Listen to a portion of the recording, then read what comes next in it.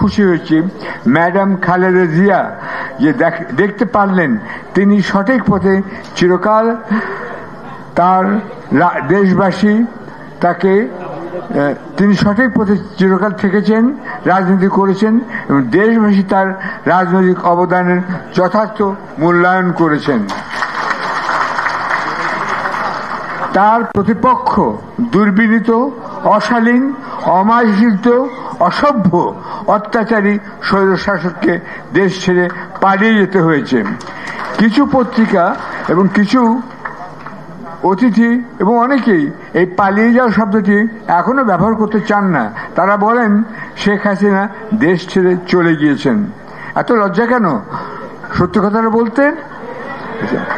আপনাদের মনে করিয়ে দিতে চাই, এই স্বৈরশাসক বর্তমান সরকারের প্রধান উপদেষ্টা নোবেল বিজয়ী ডক্টর মোহাম্মদ ইউনূসকে পদ্মা নদীতে 2 বার চুবিয়ে ওঠাতে হবে। তবে দেখতে হবে ডক্টর ইউনূস যেন মারা না যান। এরপরেই সেই শৈলিনী বলেছিলেন খালেদা জিয়াকে পদ্মায় টুস করে ফেলে দিতেন। তাকে আবার তুলে নেওয়ার কথা তিনি কিন্তু বলেননি তখন। অর্থাৎ ম্যাডাম খালেদা জিয়াকে তিনি তখনই সরাসরি হত্যার উস্কানি দিয়েছিলেন সকলের সামনে। আপনারা ভেবে দেখুন কতখানি নির্মম, নিষ্ঠুর, নির্লজ্জ, খুনি হলে এমন কথা সবার সামনে তিনি বুক ফুলিয়ে বলতে পারেন। চিতল মাছ খেয়ে তার বুক অনেক বড়ও হয়ে গেছে, আমি লক্ষ্য করেছি। আচ্ছা, তিনি তারেক রহমানকে পর্দায় ডোবানোর কথা বলতে পারেননি, কারণ অজ্ঞ ও মূর্খ শেখ পরিবারের সন্তান এই মহিলাটি অন্তত এটুকু জানেন যে তারেক রহমান থাকেন লন্ডনে টেমস নদীর তীরে। ওই শৈলিনীকে আমি million million billion billion trillion trillion ধিক্কার জানাই। আপনারাও জানাবেন।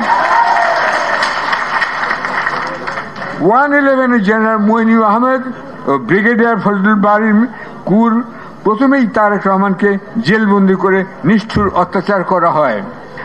তাকে চোখ বাঁধা অবস্থায় সিলিং থেকে মেঝেতে ফেলে রাখা হয়। সেই ছবিও কিন্তু আপনারা হয়তো কেউ কেউ দেখেছেন।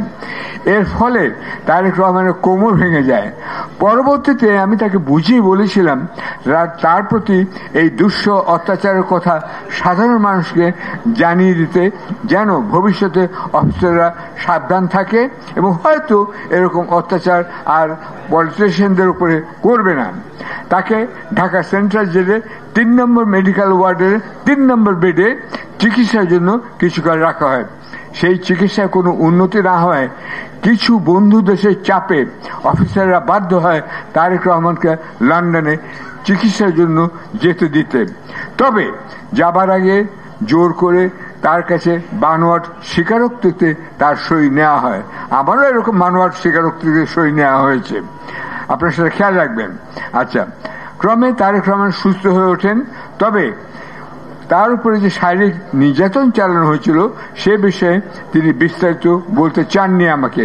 তিনি বিব্রত বোধ করছিলেন। হয়তো তিনি পলাতক শৈলিনীর মতো দুঃখ ব্যথাকে রাজনৈতিক ব্যবসায় রূপান্তরিত করতে চাননি। ও হ্যাঁ, আমি নিজেও যখন ওই নির্জন কারাবাসে সেন্ট্রাল জেলে কাশিমপুরে ট্রান্সফার হই, তখন ওই 3 নম্বর ওয়ার্ডের 3 নম্বর রোডে 3 নম্বর বেডে আমাকে শুতে দেওয়া হয়েছিল। আমার আগে কাউকে ওই বেডে শুতে দেওয়া হয়নি।